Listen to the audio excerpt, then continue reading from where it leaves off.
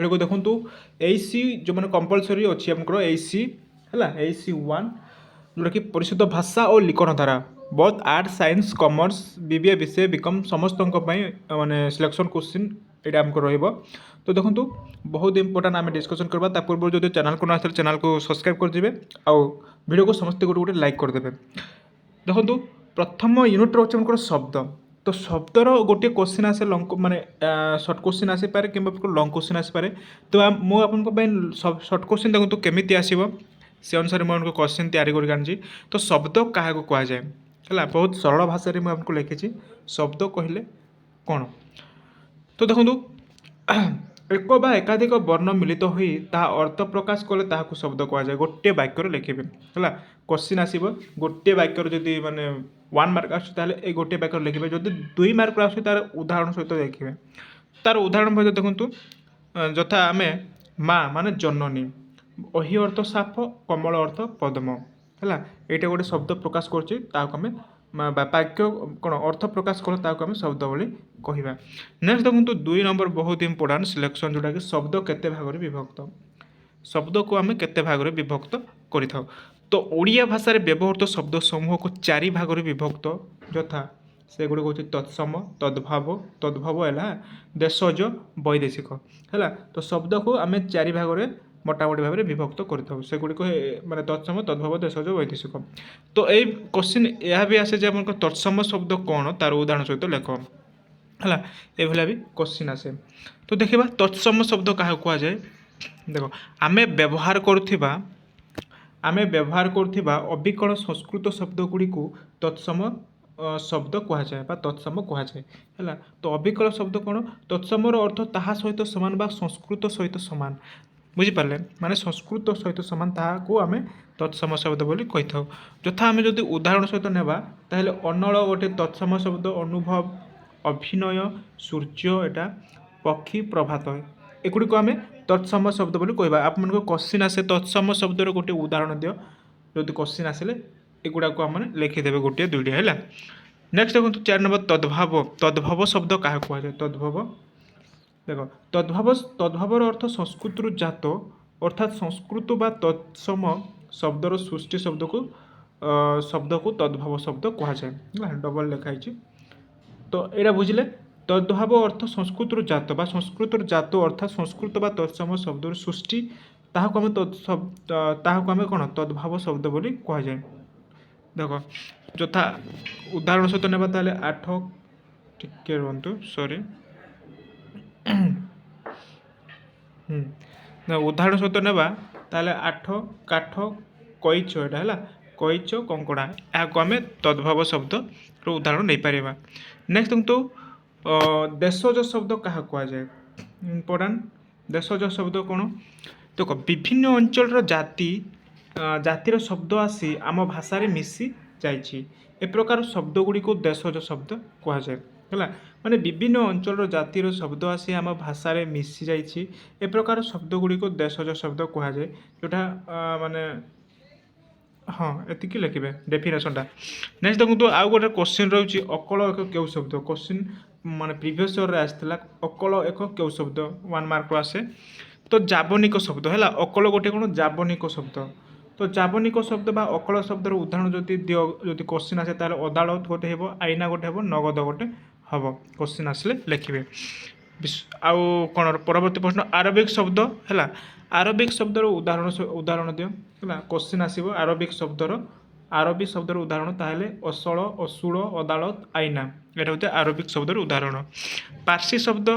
तार उदाहरण लेख है ये क्वेश्चन आसे पार्सी शब्दर 2टी उदाहरण लेख। तो एमती आसो ताहले अंगूर खाता खपा आवाज आमदानी ये उदाहरण देके लिखे। पर्तुगीज शब्दर उदाहरण दियो देख पर्तुगीज शब्दर उदाहरण जदि लिखे ताहले आचार आत गिर्जा यहाँ पर्तुगीज शब्दर उदाहरण बोली आम जाचे। तो यहाँ मन रखु क्वेश्चन आसे 2टी पर्तुगीज शब्द लेख एमती क्वेश्चन आसले आम मैंने लिखे। नेक्स्ट देखो व्युत्पन्न शब्द कौन बहुत इंपोर्टेंट व्युत्पन्न शब्द क्या कहुए बुझा। देख मोड़ शब्दर पूर्वर बा परे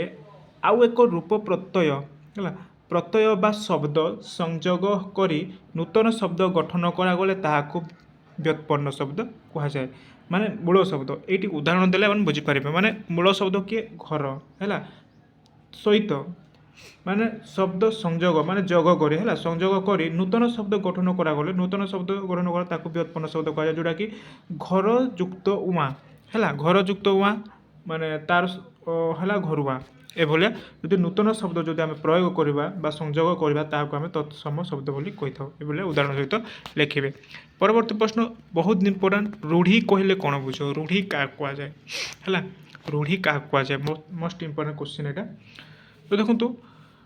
ରୂଢ଼ି ପଦ ବା ପଦ ସମଷ୍ଟି ହେଲା ପଦ ବା ପଦ ସମଷ୍ଟି କୌଣସି ଏକ ବାକ୍ୟରେ ବ୍ୟବହୃତ ହେଲେ ସେ ନିଜର ମୌଳିକ ଅର୍ଥ ପ୍ରକାଶ ନ କରି ଅନ୍ୟ ଅର୍ଥକୁ ବୁଝାଏ ତାହାକୁ ରୂଢ଼ି କୁହାଯାଏ ହେଲା ବୁଝିପାରିଲେ ପଦ ବା ପଦ ସମଷ୍ଟି କୌଣସି ବାକ୍ୟରେ ବ୍ୟବହୃତ ଗୋଟିଏ ବାକ୍ୟରେ ବ୍ୟବହୃତ କୌଣସି ବାକ୍ୟରେ ବ୍ୟବହୃତ ହେଲେ ସେ ନିଜର ମୌଳିକ ଅର୍ଥକୁ ପ୍ରକାଶ ନ କରି ଅନ୍ୟ ଅର୍ଥରେ ହେଲା ଅନ୍ୟ ଅର୍ଥରେ ପ୍ରକାଶ କରୁ ମାନେ ଯଦି ସେ କରୁଛି ତାହାକୁ ଆମେ ରୂଢ଼ି କହୁଛେ। ତ ଗୋଟେ ରୂଢ଼ି ଦେଖନ୍ତୁ ଜାଣିପାରିବେ ରୂଢ଼ି କେତେ ପ୍ରକାର ରୂଢ଼ି କେତେ ପ୍ରକାର କ'ଣ କ'ଣ ଏଇଟା ବହୁତ ଇମ୍ପୋର୍ଟାଣ୍ଟ ସର୍ଟ କ୍ୱେଶ୍ଚିନ୍ ଆସିବ ଆପଣଙ୍କର ହେଲା ରୂଢ଼ି କେତେ ପ୍ରକାର କ'ଣ କ'ଣ ରୂଢ଼ି ତିନି ପ୍ରକାର ଯଥା କ୍ରିୟାଯୁକ୍ତ ରୂଢ଼ି କ୍ରିୟାହୀନ ରୂଢ଼ି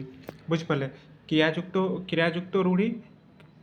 ରୂଢ଼ି ତିନି ପ୍ରକାର କ୍ରିୟାଯୁକ୍ତ ରୂଢ଼ି କ୍ରିୟାହୀନ ରୂଢ଼ି ତୁଳନାତ୍ମକ ରୂଢ଼ି ହେଲା ତିନି ପ୍ରକାର ଲେଖିବେ କ୍ୱେଶ୍ଚିନ୍ ଆସେ ରୂଢ଼ି କେତେ ପ୍ରକାର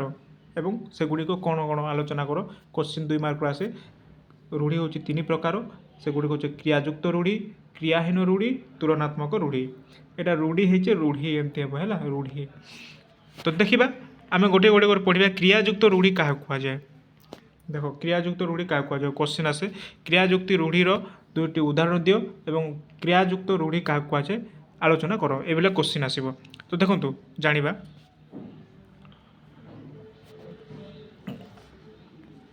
ଦେଖ ଯେଉଁ ବାକ୍ୟରେ ହେଲା ଯେଉଁ ବାକ୍ୟରେ କ୍ରିୟାପଦ ଥାଏ ତାହାକୁ କ୍ରିୟାଯୁକ୍ତ ରୂଢ଼ି କୁହାଯାଏ ହେଲା ଗୋଟିଏ ବାକ୍ୟରେ ଲେଖିବେ ଯେଉଁ ବାକ୍ୟରେ କ୍ରିୟାପଦ ଥାଏ ତାହାକୁ ଆମେ କ'ଣ କ୍ରିୟାଯୁକ୍ତ ରୂଢ଼ି କହିଥାଉ ଯଦି ମାନେ ତାର ଉଦାହରଣ ସହିତ ନେବା ତାହେଲେ ଅକସ ରଖିବା ମାନେ କ'ଣ ତାର ଗୋଟେ ରୂଢ଼ି ଅକସ ରଖିବାର ହେଉଛି ରାଗ ରଖିବା ହେଲା ଉଦାହରଣ ଦେବେ ଆଉ ଗୋଟେ ମାନେ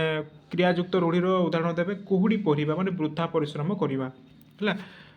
ଆଉ ଗୋଟେ ଉଦାହରଣ ସହିତ ଦେବେ ତାହେଲେ କଳା କନା ବୁଲେଇବା ମାନେ ସର୍ବନାଶ କରିବା ହେଲା ଏଇଟା ହେଉଛି କ୍ରିୟାଯୁକ୍ତ ରୂଢ଼ି। ଏବଂ କ୍ରିୟାହୀନ ରୂଢ଼ି କାହାକୁ କୁହାଯାଏ ବହୁତ ଇମ୍ପୋର୍ଟାଣ୍ଟ କ୍ରିୟାହୀନ ରୂଢ଼ି କାହାକୁ କୁହାଯାଏ ଯେଉଁ ବାକ୍ୟରେ କ୍ରିୟାପଦ ନଥାଏ ତାହାକୁ କ୍ରିୟାହୀନ ରୂଢ଼ି କୁହାଯାଏ କ୍ରିୟାଯୁକ୍ତ ଯାହା ଥାଏ ତାହାକୁ କ୍ରିୟାଯୁକ୍ତ କୁହାଯାଏ ଯେଉଁ ବାକ୍ୟରେ ହେଲା ଏଠାରେ କ୍ରିୟାପଦ ନଥାଏ ସେଠାରେ କ୍ରିୟାଯୁକ୍ତ ଥାଏ ହେଲା ଯେଉଁଟାକି କ୍ରିୟାଯୁକ୍ତ ଥାଏ ତାହାକୁ ଆମେ କ'ଣ ଏଠି ଆମେ ପଢ଼ିଲେ କ୍ରିୟାଯୁକ୍ତ ରୂଢ଼ି ହେଲା ତାକୁ ମାନେ ଏଇଟା ଆମେ କ୍ରିୟାହୀନ ମାନେ ଯେଉଁଟାକି କ୍ରିୟାପଦ ନଥାଏ ତାହାକୁ ଆମେ କ୍ରିୟାହୀନ ରୂଢ଼ି କହିଥାଉ ହେଲା ଯେଉଁ ବାକ୍ୟରେ କ୍ରିୟାପଦ ନଥାଏ ତାହାକୁ ଆମେ କ୍ରିୟାହୀନ ରୂଢ଼ି କୁହାଯାଏ। ତ ଦେଖନ୍ତୁ ଅନ୍ଦର ଲଉଡ଼ି ତାର ଗୋଟେ ଉଦାହରଣ ନେବେ ଅନ୍ଦର ଲଉଡ଼ି ଯେଉଁଟାକି ଅସହାୟର ସହାୟ ଅଳିଆରୁ ହେଲା ଅଲିଆରୁ ଗଜା ମାନେ ଜନ୍ମରୁ ଚତୁର ଏଭଳିଆ ଦୁଇଟି ଉଦାହରଣ ଲେଖିବେ କ୍ୱେଶ୍ଚିନ୍ ଆସିବ ଗ୍ୟାରେଣ୍ଟି କ୍ୱେଶ୍ଚିନ୍ ଆସିବ ଏଇଟା ରୂଢ଼ି ଉପରେ ଦେନ୍ ଦେଖନ୍ତୁ ଲାଷ୍ଟ ହେଉଛି ତୁଳନାତ୍ମକ ରୂଢ଼ି କାହାକୁ କୁହାଯାଏ ତୁଳନାତ୍ମକ ରୂଢ଼ି କହିଲେ କାହାକୁ ବୁଝାଏ ଦେଖ ଗୋଟିଏ ବାକ୍ୟକୁ ଅନ୍ୟ ବାକ୍ୟ ସହିତ ତୁଳନା କରାଯାଏ ଯେଉଁଟା ତୁଳନା କରାଯାଏ ତାକୁ ଆମେ ବିଶେଷ ଅର୍ଥ ପ୍ରକାଶ କରାଯାଏ କିମ୍ବା ପଦ ସହିତ ଉପମାବାଚକ ଶବ୍ଦ ପ୍ରୟୋଗ କରିଥାଏ ତାହାକୁ ତୁଳନାତ୍ମକ ରୂଢ଼ି କୁହାଯାଏ ହେଲା ଉଦାହରଣ ଯଦି ନେବା ତାହେଲେ ଜକ ପରି ଲାଗିବା ଯେଉଁଟା କାର୍ଯ୍ୟ ବ୍ୟସ୍ତ ରହିବାକୁ କୁହାଯାଏ। ଦେନ୍ ଦେଖନ୍ତୁ ଛୁଞ୍ଚି ମୁହାଁ ତାର ଅର୍ଥ ରାଗରେ ମୁହଁ ଶୁଖାଇବା ଏହା ହେଉଛି କ୍ରିୟା କ'ଣ ତୁଳନାତ୍ମକ କ୍ରିୟା ବୁଝିପାରିଲେ। ତ ଦେଖ ଏଇଟା ଆପଣଙ୍କର ବହୁତ ଇମ୍ପୋର୍ଟାଣ୍ଟ ଥିଲା ୟୁନିଟ୍ 1ରୁ ଯାହା ବି ଆପଣଙ୍କର ରୂଢ଼ି ପଢ଼େଇଲେ ରୂଢ଼ି ସହିତ ଶବ୍ଦ କାହାକୁ କୁହାଯାଏ ସର୍ଟ କ୍ୱେଶ୍ଚିନ୍ ବହୁତ ଇମ୍ପୋର୍ଟାଣ୍ଟ ଆପଣଙ୍କ ସହିତ ଡିସ୍କସନ୍ କରେଇଲି ବୁଝିପାରିଲେ ଏକ୍ଜାମ୍ରେ ଆପଣଙ୍କର ବହୁତ ହେଲ୍ପଫୁଲ୍ ହେଇପାରିବ ତେଣୁକରି ଭିଡ଼ିଓକୁ ବାରମ୍ବାର ଦେଖନ୍ତୁ ଆଉ ନୋଟ୍ ଡାଉନ୍ସ କରି ମାନେ ଆପଣଙ୍କୁ ନିଜ ନୋଟ୍ସରେ ନୋଟ୍ ଡାଉନ୍ସ କରିକି ବାରମ୍ବାର ପ୍ରାକ୍ଟିସ୍ କରନ୍ତୁ ଆପଣଙ୍କର କ୍ୱେଶ୍ଚିନ୍ ଗ୍ୟାରେଣ୍ଟି ଏଇ କ୍ୱେଶ୍ଚିନ୍ ସର୍ଟ କ୍ୱେଶ୍ଚିନ୍ ଆସିବ ହେଲା। ଆଉ ଯଦି ଲଙ୍ଗ୍ କ୍ୱେଶ୍ଚିନ୍ ଦେଖନ୍ତୁ ଲଙ୍ଗ୍ କ୍ୱେଶ୍ଚିନ୍ ଆସୁଛି ତାହେଲେ ମୁଁ ଆପଣଙ୍କୁ ନେକ୍ସଟ ଆଉ ଗୋଟେ କ୍ଲାସ୍ରେ ଲଙ୍ଗ୍ କ୍ୱେଶ୍ଚିନ୍ କେମିତି ଲେଖିବି ଆସିଲେ ହେଲା କ'ଣ ସବୁ ଲଙ୍ଗ୍ କ୍ୱେଶ୍ଚିନ୍ ଆସିବ ତାର ଗୋଟେ ଭିଡ଼ିଓ ନେଇକି ଆସିବି ବୁଝିପାରିଲେ। ଏଇଥିରୁ ଆପଣଙ୍କର 5 ମାର୍କ ଲେଖିବେ ହେଲା 5 ମାର୍କ ଯଦି ଆସୁଛି ତାହେଲେ ମାନେ ଆସିବ ଯେ ରୂଢ଼ି କେତେ ପ୍ରକାର ସବିଶେଷ ଆଲୋଚନା କର ମାନେ 3 ପ୍ରକାର ରୂଢ଼ି ତା ସହିତ ଉଦାହରଣ ସହିତ ଲେଖିବେ 5 ମାର୍କ ଗୋଟେ ଥୁଆ ବୁଝିପାରିଲେ। ତ ଏଇଭଳିଆ ଦେଖନ୍ତୁ नेक्स्ट आउ गोटे मु वीडियो आनी जोटा कि बहुत इंपोर्टेंट लॉन्ग क्वेश्चन सहित आउ सिलेक्शन क्वेश्चन आनी है यूनिट 4 3 एभलिया अच्छी तेणुक चैनल सहित समस्त जोड़ी होकर रुहतु जी नुआ आसছে चैनल सहित जोड़ी होकर रुहतु प्रत्येक दिन आम ये क्लास कंटिन्यू करूँ है आ वीडियो को समस्त गोटे गोटे लाइक करेंगे और समस्त वीडियो को शेयर करदेवे तो ये मुझे रखुच्छे हाँ टेलीग्राम जी मैंने जॉइन होना टेलीग्राम जॉइन हो जातु